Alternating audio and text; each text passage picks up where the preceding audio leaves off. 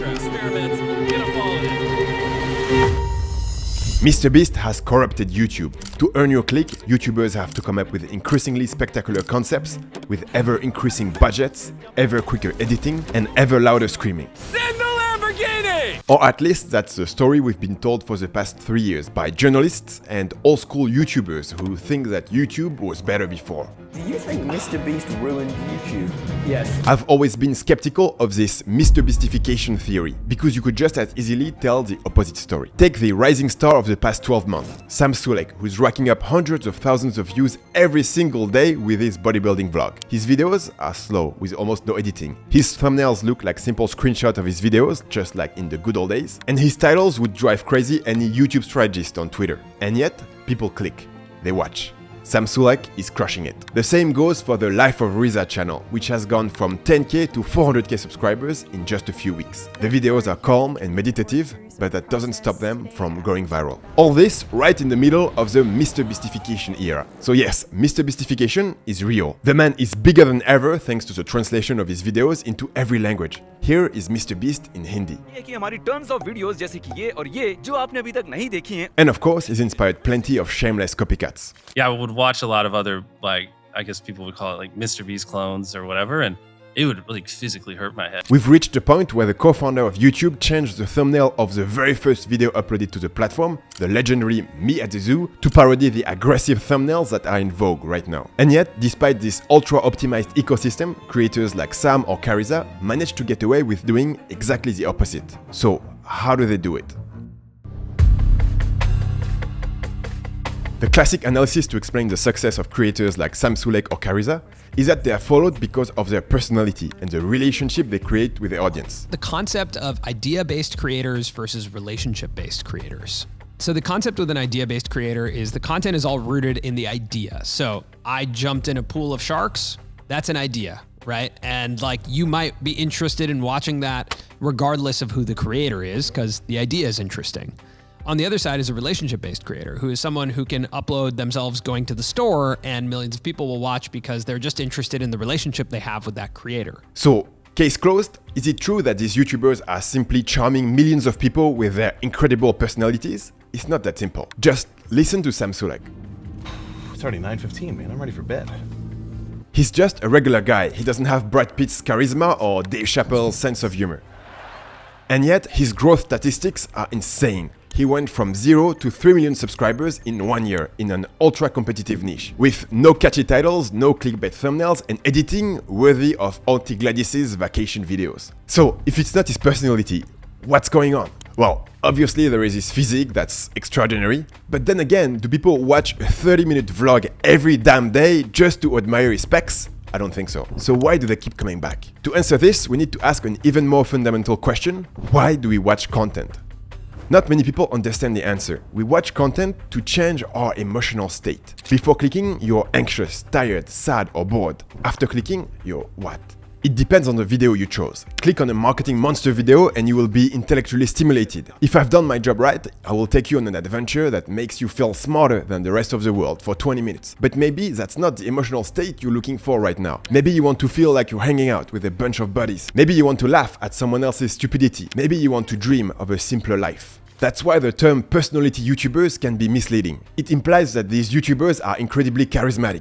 But the truth is, they're vibes YouTubers. They know how to put you in a particular emotional state. Of course, all YouTubers evoke one emotional state or another. MrBeast gives you a shot of adrenaline that makes you forget you got an F in your history test. But fundamentally, MrBeast's promise is based on strong concepts like stop that train, win a Lamborghini. That's the problem with the MrBeast-ification theory, which assumes that because MrBeast and his clones have the formula that captures the most attention, they will gradually devour the whole of YouTube. In reality, there is a demand for different kinds of emotions. Successful vibes YouTubers specialize in one specific vibe they want you to feel. Seen through the lens of MrBeast-ification, Sam Sulek's content is oddly repetitive. Every day he works out, talks to the camera in his car, eats and flexes his muscles. And as it happens, vibe content is often repetitive. Like a familiar sitcom, you know what to expect and it's comforting. So, what emotion is Sam Sulek trying to create in his audience? Sam's vibe is that of a young man who knows exactly who he is and what he has to do. Sam is stoic. He acts. He works hard. He doesn't ask himself too many questions about his place in the world, the meaning of life, or whether it actually makes sense to dedicate his life to pumping iron. On the other side of the screen, you've got this 19-year-old guy. He spends his day on TikTok and YouTube. He's probably addicted to porn and maybe other substances. On Tinder, everyone's swiping left. He feels like his career and financial opportunities have hit a dead end. But he also watches creators every day who tell him that it's his fault. He just needs to get up early, cut out distractions, hit the gym, and work hard. So what does Sam bring to this guy? Inspiration. By spending just 30 minutes with him, you soak up the stoic vibes of a dude who gets up every morning and does what needs to be done. Jordan Peterson's whole philosophy is about taking control over chaos by mastering what you can control. Make your bed, stand up straight, choose your company wisely. Peterson gives the theory. Sam gives the vibes to condition yourself to that mindset. At the end of my video on Andrew Tate, I predicted there was a market for a guy like Sam Sulek. So those who want to challenge his influence would do well to ask themselves what alternative vision they can offer a young man looking for guidance like Aiden Ross. The guru market for young men is vast, and there is room for other worldviews. Sam is one of those anti-Andrew Tate coaches. He addresses the same need, but with a different vibe. Less angry, less paranoid, less desperate to impress you. But the question remains, how does Sam create these vibes? And what should content creators learn from him? According to some, Sam Sulek is successful because he is anti-YouTube. What makes Sam so remarkable and what people love to talk about is how anti-YouTube he is. The basic thumbnails, the unoptimized titles, the lack of editing. His videos are stripped back to their most authentic form.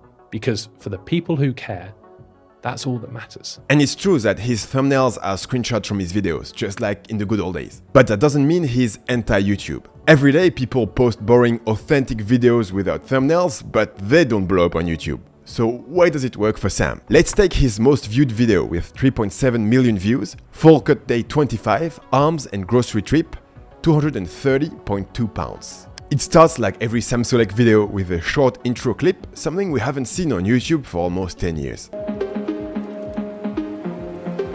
It just gets weirder and weirder after that. First, the title indicates this is the 25th video in a series. It's always harder to get views on a series because new viewers feel like it's not worth clicking if they haven't seen the previous videos. Then the title is under-optimized. Sam's weight, 230 pounds, is a sensational element, but it's at the very end. There is no curiosity factor, the thumbnail is a screenshot of Sam at a supermarket, no bright colors, no zoomed-in faces, no punchlines, just a front-facing silhouette with a shopping cart. The rest of the video is even weirder. The first shot is shaky because Sam has just set up his camera. He walks into frame, but his face is barely visible because the room is poorly lit and he's wearing a cap. And he obviously hasn't prepared what he wants to say because he spends 5 minutes, the first 5 minutes of his video, explaining and correcting himself about what he's going to do with his day. But I guess there is no but. After those 5 long minutes, Sam drops his shirt in the gym and flexes. For a Mr.beast-ified YouTuber, that would literally be the first shot of the video. Today, we are filling my brother's house with elephant toothpaste. So what does this all have to do with vibes? The key concept here is emotional contagion. Sam changes your emotional state by setting an example. He shows you how he embodies this stoic character in his daily life. By watching him, you're infected by his emotions. You feel the way he feels. And so if he looked like he was bending over backward to get your click or hold your attention, it would break the illusion. The video would probably be more entertaining, but the emotional contagion wouldn't work as well. Instead, the best way to create this emotional contagion is to show your process in action. For Sam, the central topic of his vlog is the process by which he cultivates his body. But it's also the process of producing the videos themselves. That is why he doesn't cut the beginning of the video. The camera shakes when he presses the start button. We see him enter the frame. His microphone is prominently placed in his cap. It's the same process when he's in his car. You see him start his camera. That. When it's time to give you his breakfast macros, he does this. So this is pre-cardio. So let me actually check the macros. I just plugged them all in.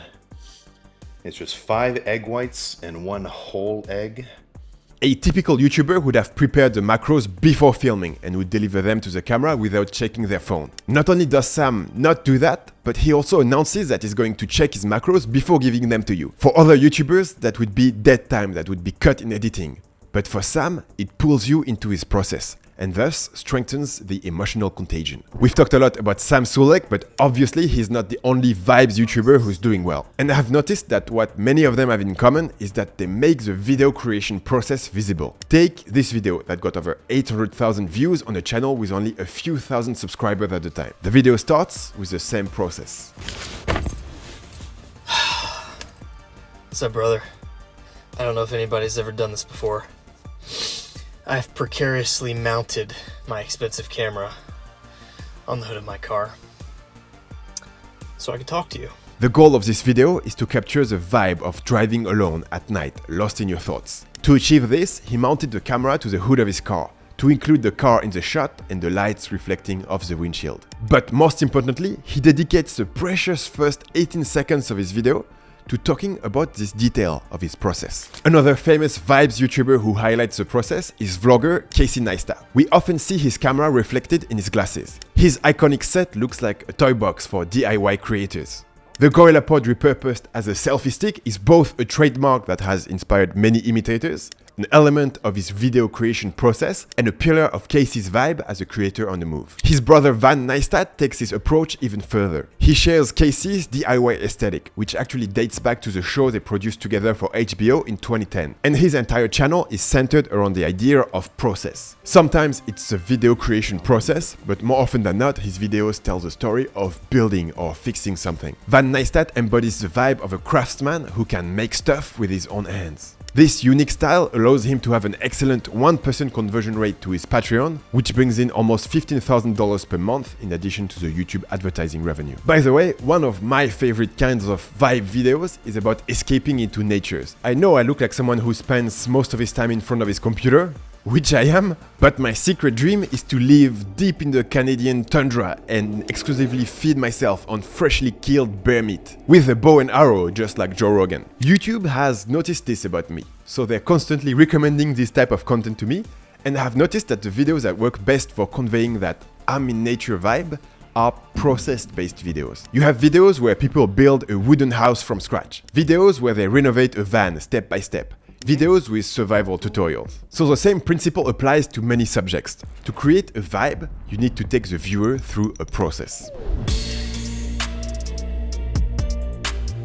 The most liked comment under Sam's most viewed video is "Sam is literally fixing our attention spans." It's not very surprising that people associate Sam Sulek's slow-paced videos with reclaiming their attention span. But it also shows how two styles that might seem opposed, MrBeast's and Sam Sulek's, actually feed off each other. The more hyperactive and intense the content of YouTubers like MrBeast, the more there is a demand for chill videos to unwind. The role of a thumbnail is to stand out from the crowd. When everyone is using the same thumbnails with big heads, saturated colors and laser eyes, Sam Sulek's just to follow thumbnails really pop, especially when the associated video has over 300,000 views. The thumbnail also signals something important about the content. A thumbnail that looks like it took 48 hours of non-stop work in Photoshop signals quick editing and a dense script. In contrast, a thumbnail that's a screenshot of the video signals authenticity, a more relaxed pace, and a creator who isn't out to impress you. The other thing that's changing in favor of vibes videos is that YouTube is being watched more and more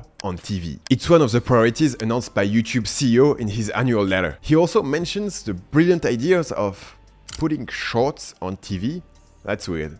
Watching on TV opens the door to a new kind of video that's designed to be played in the background while you're cooking or folding your laundry. Or, even more sneaky, on Google Spot while you're scrolling on your phone. Imagine the guy watching a chill Sam Sulek video on his TV while scrolling through Andrew Tate shorts. Maybe you're even with us right now, guy who is on his phone while watching this video. I hope you enjoy vibing with us, because I'm not sure you followed everything. How many guys around the world watch Sam Sulek's daily vlog while getting ready to hit the gym? And if we're talking about the end of the MrBeast-ification era, there is an even clearer sign. Do you know who spoke out against MrBeast-ification?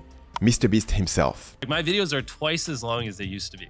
And they're like 30-40% slower than they used to be. And I'm yelling probably 50-60% less than I used to. Which Mr. Beast with 50% less yelling. Yeah, I know. Which, I mean, like, I looked at the old videos, I'm like, I don't even know why I was yelling. MrBeast realized that people clicked on his videos to change their emotional state. And the emotion they were looking for wasn't always, everything is moving so fast and my head hurts. I feel like we hit a good medium now where it is just very, very enjoyable and you feel something and you leave more fulfilled watching the content. and it doesn't like hurt your head to like keep up because it's so quick. In other words, he has improved his vibes. And he advises all YouTubers to do the same. This past year, I have slowed down our videos, focused on storytelling, let scenes breathe, yelled less, more personality, longer videos, etc. And our views have skyrocketed. My fellow YouTubers, let's get rid of the ultra fast-paced, oversteam era of content.